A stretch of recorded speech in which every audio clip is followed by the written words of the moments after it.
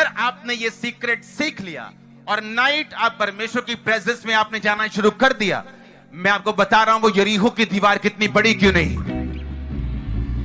मैं आपको प्रोफेसी दे रहा हूं 2022 में गिरने वाली आपके सामने यीशु मसीह के नाम। आमीन। ऊंचा चाहिए मेरे को। हालेलुया। जोर से बोलो हालेलुया। ये वो भेद है जो परमेश्वर के लोग जानते थे। किसी का दिल नहीं करता कि उसके पांव में कील ठुके हों, उसकी पीठ पर बैंतें पड़ी हों, उसकी बेइज्जती हो और रात को वो उठकर प्रार्थना करे। किसी का दिल नहीं करता, लेकिन उन्हें मालूम था कि यीशु मसीह इमोशनल परमेश्वर नहीं। हम इमोशन से रोएंगे तो वो हमें छुड़ाने वाला नहीं। हमें वचन पे चलना पड़ेगा और वचन के ऊपर हमें आना पड़ेगा। अब सुनो ध्यान से। लिखा आधी रात के जब वो आराधना कर रहे थे, उस जेल की नींव हिली, सबके बंधन खुले और लिखा वो सारे लोग आजाद हुए। दरोगा डर गया, लोग डर गए, जेलर डर गए, सब डर गए कि ये हो क्या रहा है।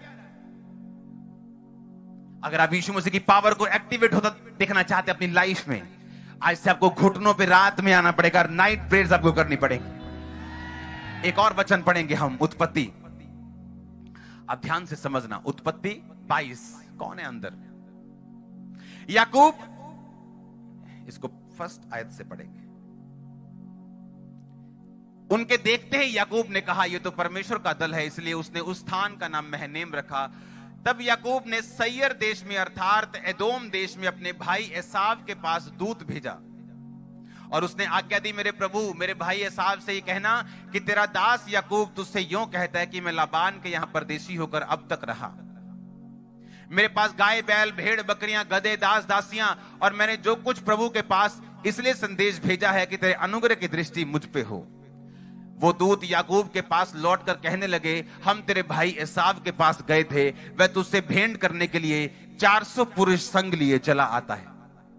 याकूब जब बाइबल कहती है अपने देश को चला, परमेश्वर ने कहा जा अपने देश में और अपने लबान को छोड़ दे और जा अपने देश में, मैं तेरे साथ हूं। और रास्ते में जा रहा है और उसने दूत भेजा, उसने अपने एक लड़के को भेजा, उसने कहा जा मेरे भाई एसाव से बोल कि मेरे पास गाय बैल बकरियां सब कुछ है और मैं तेरे पास कुछ भेंट भेजता हूं, मेरी भेंट को ग्रहण कर। वो दूत वापस आके याकूब को बोलता है, तेरा भाई 400 बंदे लेके तुझसे मिलने के लिए आ रहे हैं। आप अपने रिश्तेदार को 400 बंदे लेके जाते हो मिलते?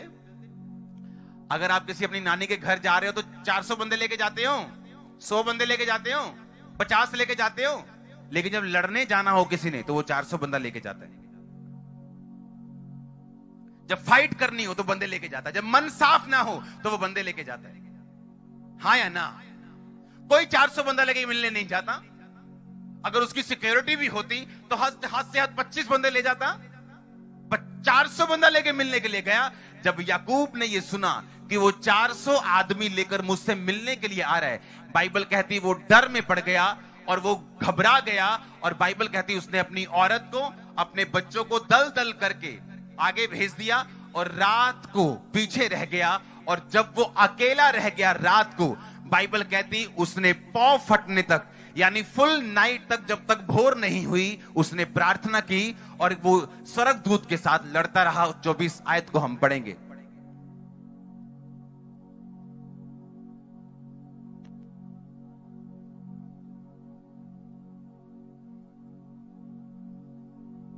याकूब आप अकेला रह गया और कोई पुरुष पौ फटने तक उससे मल्ल युद्ध करता रहा, यानी एक स्वर्गदूत उससे लड़ता रहा। आगे 25 आयत को, जब उसने देखा कि मैं याकूब पर प्रबल नहीं होता तो उसने उसकी जांग की नस को छुआ और याकूब की जांग की नस उससे मल्ल युद्ध करते ही चढ़ गई।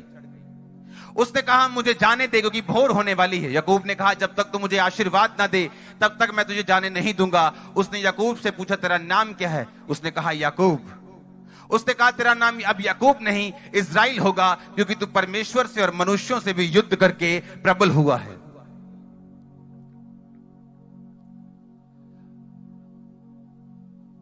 याकूब को मालूम था कि जो मुसीबत मेरे सामने है इसमें मेरी स्ट्रेटजी काम नहीं करेगी, मेरी मिन्नतें काम नहीं करेंगी, क्योंकि याकूब ने एक समय अपने भाई को धोखा दिया था और अब उस धोखे को बैक करने का, पे बैक करने का टाइम आ चुका था। वो डर गया, उसे मालूम था अब एक ही चीज मुझे बचा सकती है, वो है रात प्रार्थना। और वो पूरी रात प्रार्थना करता रहा और स्वर्गदूत के साथ यानी युद्ध करता रहा।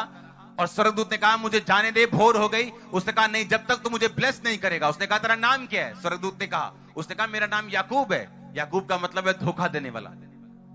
उसने कहा अब से तेरा नाम याकूब नहीं इस्राएल होगा, जिसका मतलब है शुद्ध मन वाला। उसने कहा क्योंकि तू धोखा देने वाला है, इसीलिए तेरा भाई तुझे मारने के लिए आ रहा है, क्योंकि अब तेरा न्याय का टाइम आ चुका है। आप मेरी बात समझ रहे कि नहीं? जो तू बोएगा वो तू। अब याकूब को मालूम था कि मुझे अगर ये मुसीबत से बचना है, मुझे कुछ बदलना पड़ेगा। और वो रात प्रार्थना में गया और स्वर्गदूत ने उसके नाम को चेंज किया। और जब उसने नाइट प्रार्थना की, परमेश्वर ने एसाव के दिल को बदला और उसने उसे मारने का विचार छोड़ दिया।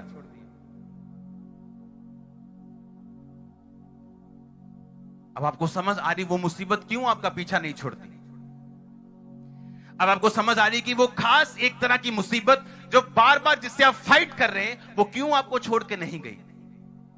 वो डिले जो आप एक्सपीरियंस कर रहे हैं अपने फाइनेंस में, अपनी मैरिड लाइफ में, अपनी मैरिज होने में, वो देरी जो अपने कामों में आप महसूस कर रहे हैं, उसके पीछे अब क्या कारण है आपको समझ आ रहा होगा। परमेश्वर ने यह नहीं देखा कि ये पौलुस और सिलास है या याकूब है। उसने कहा अगर तू मेरे वचनों के ऊपर चलेगा, रात के कहता एक एक पहर के पहले मैंने तेरे वचन के ऊपर क्या दिया? ध्यान दिया। इसका मतलब वो उठा, इसका मतलब उसने बाइबल पढ़ी होगी, उसने प्रेयर की होगी, उसने परमेश्वर की ओर ध्यान लगाया होगा। आपकी बॉडी रात को रिपेयर करती है अपने आप को, पता है कि नहीं?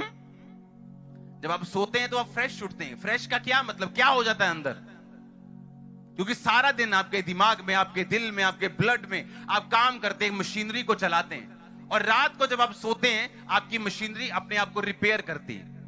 और जब सुबह आप उठते हैं, आप फ्रेश होते हैं। एक शरीर को मालूम है कि रात को मुझे अपने रिपेयर करनी, अपना काम करना है।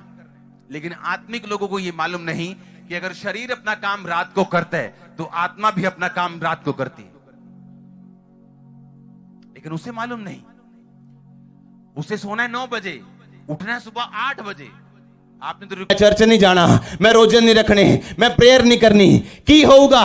शैतान तुहाडे गले वड्डेगा। क्यों? क्योंकि बपतिस्मा दाता दा गला वड्डिया गया। क्योंकि अन्य जाति कुड़ी राजे दे सामने नचदी है, अपने प्यो दे सामने। ओ नचना अज वाला कटरीना कैफ वाला नहीं, ओ नचना होर हुंदा सी। नच के राजे नु खुश करदी। राजा कहंदा की चाहिदा है? कहंदी उसे यूहन्ना दा सिर चाहिदा है जिन्हें परमेश्वर दे सामने जेड़ा कुड़कुड़ाया है। शैतान नु पता केड़ा बंदा कुड़कुड़ांदा, उन्हां दे सिर मंगदा हो। प्रशंसा करने वाले सिर कदी वड़दा नहीं, क्योंकि वड्डे नहीं जा सकदे। आमीन छोटा, आमीन छोटा चर्च।